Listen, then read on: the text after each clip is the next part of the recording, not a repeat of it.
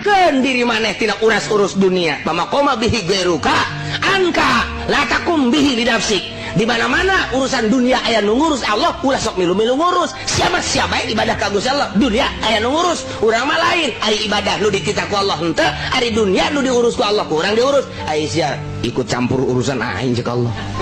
Bloon amat. Balikeun ku urang eta mah makom syariat, lamun dimakomkeun makom hakikat teu meunang urang. Urang urusan dunia turun pangkat urang. Turun urang aya sir we hayang kana dunia turun pangkat. Kunaon dipake ka hayang jata mau urusan aing. Anu diudag-udage ku aing teu dibere mah henteu bae cak Gusti Allah. Anu henteu diudag-udage ku aing dibere mah bae. Yakinkeun urusan aing teh mah siapa bae madep ka aing. Bisa araredan ieu lamun diteruskeun. Bisa araredan datang ka ieu mah ieu ka pamajikan warung urusan tah. Kunaon geus kumaha Allah bae mah.